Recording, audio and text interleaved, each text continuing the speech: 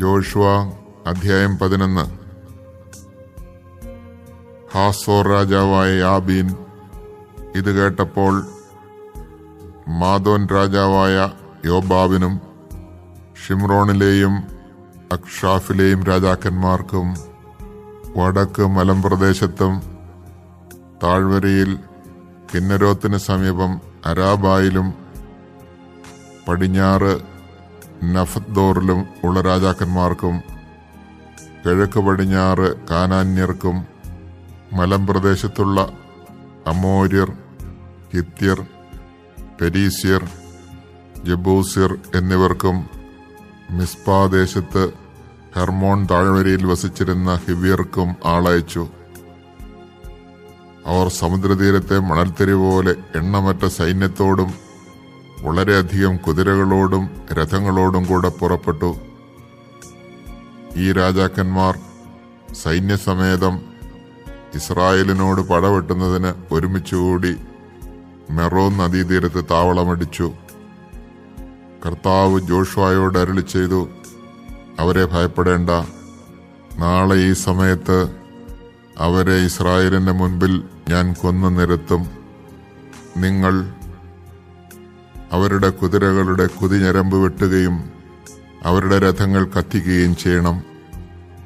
ഉടനെ ജോഷുവ യോദ്ധാക്കളും ഒന്നിച്ച് മെറോൻ നദീതീരത്ത് വന്ന് അവരെ ആക്രമിച്ചു. കർത്താവ് അവരെ ഇസ്രായേലിന്റെ കൈകളിൽ ഏൽപ്പിച്ചു. ഇസ്രായേൽക്കാർ അവരെ വധിക്കുകയും മഹാസിദോൻ വരെയും മിസ്രഫോത്മയും വരെയും കിഴക്കോട്ട് മിസ്പ താഴ്വര വരെയും ഓടിക്കുകയും ചെയ്തു. ഒന്നൊഴിയാതെ എല്ലാവരെയും ഉന്മൂലനം ചെയ്തു. കർത്താവ് കൽപ്പിച്ചിരുന്നതുപോലെ ജോഷുവ അവരോട് പ്രവർത്തിച്ചു. കുതിരകളുടെ കുതിഞരമ്പ് വെട്ടുകയും രഥങ്ങൾ അഗ്നിക്കിരയാക്കുകയും ചെയ്തു.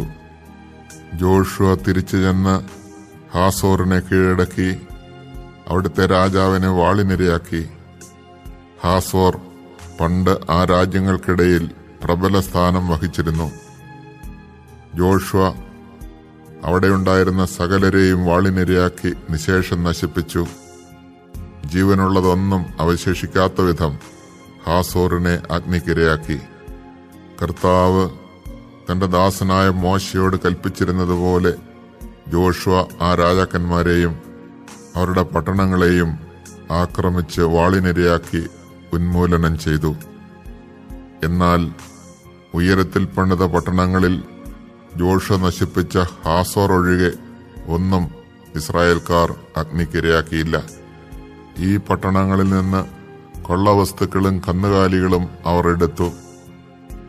ആരും ജീവനോടെ അവശേഷിക്കാത്ത വിധം ഒന്നൊഴിയാതെ എല്ലാവരെയും അവർ വാളിനിരയാക്കി. കർത്താവ് തന്റെ ദാസനായ മോശയോട് കൽപ്പിച്ചതുപോലെ മോശയും ജോഷുവയോട് കൽപ്പിച്ചു. ജോഷുവ അപ്രകാരം പ്രവർത്തിക്കുകയും ചെയ്തു. കർത്താവ് മോശയോട് കൽപ്പിച്ചതൊന്നും ജോഷുവ ചെയ്യാതിരുന്നില്ല. ഇപ്രകാരം ജോഷുവ നാട് മുഴുവൻ, മലമ്പ്രദേശവും നെഗബ് മുഴുവനും, ഗോഷൻ ദേശമൊക്കെയും, സമതലങ്ങളും അരാബയും, ഇസ്രായേലിലെ മലമ്പ്രദേശവും അതിന്റെ താഴ്വരയും, സെയീർ വരെ ഉയർന്നു നിൽക്കുന്ന ഹാലാക് മലയും, ഹെർമോൺ മലയ്ക്ക് താഴെ ബാൽഗാദ് വരെ കിടക്കുന്ന ലബനോൻ താഴ്വരയും പിടിച്ചെടുത്തു. അവിടുത്തെ രാജാക്കന്മാരെയെല്ലാം അവൻ വധിച്ചു.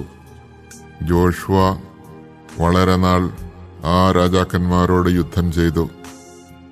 ഗിബെയോൻ നിവാസികളായ ഹിവ്യർ ഒഴികെ ഇസ്രായേൽ ജനവുമായി വേറെ ആരും സമാധാന സന്ധി ഉണ്ടാക്കിയിരുന്നില്ല. മറ്റു പട്ടണങ്ങൾ അവർ യുദ്ധത്തിൽ പിടിച്ചടക്കി. എന്തെന്നാൽ കർത്താവ് മോശയോട് കൽപ്പിച്ചിരുന്നതുപോലെ അവർ കഠിനഹൃദയരാകണമെന്നും ഇസ്രായേലിനെതിരെ യുദ്ധം ചെയ്ത് പരിപൂർണമായി നശിക്കണമെന്നും നിഷ്കരണം നിർമൂലമാക്കപ്പെടണമെന്നും കർത്താവ് നിശ്ചയിച്ചിരുന്നു. ഇക്കാലത്ത് ജോഷുവ മലമ്പ്രദേശത്ത് ഹെബ്രോൺ, ദബീർ, അനാബ് എന്നിവിടങ്ങളിലും യൂദായിലെയും ഇസ്രായേലിലെയും മലമ്പ്രദേശങ്ങളിലും വസിച്ചിരുന്ന അനാക്കിമകളെയും അവരുടെ പട്ടണങ്ങളെയും നിശേഷം നശിപ്പിച്ചു. ഇസ്രായേൽക്കാരുടെ രാജ്യത്ത് അനാക്കിമുകളിൽ ആരും അവശേഷിച്ചില്ല.